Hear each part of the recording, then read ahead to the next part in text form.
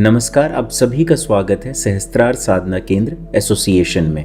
श्री योगानंद स्वामी जी से प्रश्न करते हैं, पृथ्वी लोक में, सूक्ष्म जगत में तथा कारण जगत में जो पुनर्जन्म होते हैं उनमें क्या फर्क है, इसे विस्तार से बताएं। स्वामी जी बताते हैं, मनुष्य जो एक पृथक आत्मा के रूप में है, मूल रूप से कारण शरीरधारी आत्मा है। कारण शरीर वह सूक्ष्मतम शरीर है जो हमारी आत्मा के साथ जुड़ा होता है। इस शरीर में 35 बीज रूप भाव मौजूद होते हैं। इन 35 बीजों से वे 35 मूल शक्तियां या विचार शक्तियां विकसित होती हैं, जिनसे बाद में सृष्टिकर्ता ने सूक्ष्म और स्थूल शरीर का निर्माण किया है। सूक्ष्म शरीर में 19 तत्व होते हैं और स्थूल शरीर में 16 तत्व होते हैं। इस प्रकार हमारे स्थूल और सूक्ष्म शरीर का आधार इन बीज रूपी भावों से उत्पन्न होता है। ईश्वर ने अपने भीतर ही विविध योजनाएं बनाई हैं और उन्हें स्वप्नों में प्रत्यक्ष रूप दिया है। इस प्रकार माया सापेक्षता के अपने अनंत विराट आभूषणों से सज धज कर प्रकट हुई है। इसका अर्थ यह है कि सृष्टि जो हमें विविध रूपों में दिखाई देती है, ईश्वर की माया द्वारा रची गई है और यह सब ईश्वर का स्वप्न जैसी कल्पना का ही परिणाम है, जिसमें सभी भौतिक और सूक्ष्म वस्तुएं आभूषणों की तरह सजकर प्रकट होती हैं। कारण शरीर की 35 भाव श्रेणियों में ईश्वर ने मनुष्य के सूक्ष्म शरीर से संबंधित 19 तथा स्थूल शरीर से संबंधित 16 भावों के सर्वांगीण पहलुओं को विस्तृत रूप से अंतर्निहित रखा है। कंपित होती शक्तियों को पहले सूक्ष्म रूप से और फिर स्थूल रूप से स्थिर करते हुए सघन बनाकर ईश्वर ने मनुष्य का पहले सूक्ष्म शरीर बनाया, फिर स्थूल शरीर, जिस सापेक्षता के नियम के कारण एकमात्र परम शुद्ध ब्रह्म ने अनेक रूप धारण कर लिए। उसी नियम के कारण कारण जगत और कारण शरीर सूक्ष्म जगत तथा सूक्ष्म शरीर से भिन्न है। इसी प्रकार स्थूल जगत और स्थूल शरीर भी सृष्टि के अन्य रूपों से भिन्न है। रक्त मांस का शरीर सृष्टा के स्थिर मूर्त स्वप्नों से बना है। पृथ्वी पर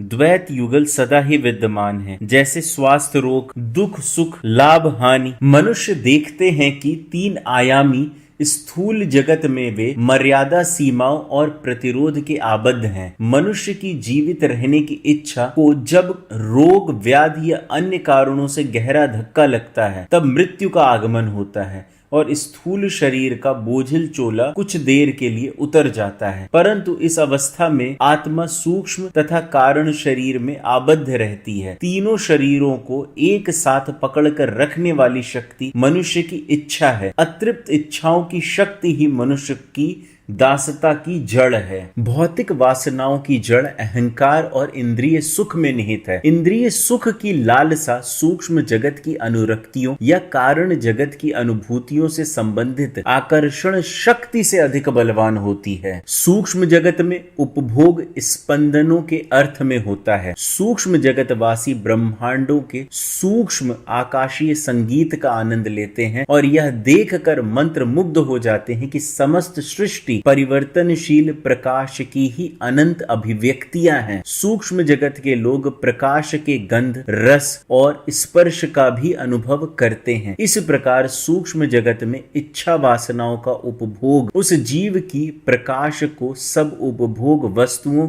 और अनुभवों के रूप में या अपने विचारों या सपनों के सघन रूप में प्रकट कर पाने की क्षमता से संबंधित है। कारण जगत में इच्छाओं की पूर्ति अनुभूतियों से ही हो जाती है। कारण जगत में वास करने वाली मुक्त प्राय आत्माएं जो केवल कारण शरीर में आबद्ध हैं, समस्त सृष्टि को ईश्वर की स्वप्न कल्पनाओं के साकार रूप मात्र में देखते हैं, अतः वे भी अपने विचार मात्र से कुछ भी प्रकट कर सकते हैं। इसलिए कारण जगतवासी जड़ इंद्रिय अनुभूतियों को या सूक्ष्म जगत की सुख अनुभूतियों को हीन और आत्मा की शुद्ध अनुभूति क्षमताओं के लिए घुटनकारी मानते हैं। कारण जगत के जीव अपनी इच्छाओं को तत्क्षण मूर्त रूप देके निशेष कर देते हैं। जो अपने को केवल कारण शरीर के अत्यंत सूक्ष्म आवरण से ढके पाते हैं, वे सृष्टा की तरह ब्रह्मांड की उत्पत्ति कर सकते हैं, क्योंकि समस्त सृष्टि विराट स्वप्न तंतुओं से ही बनी हुई है। अतः कारण शरीर के अत्यंत पतले आवरण में आबद्ध आत्मा को विराट शक्तियां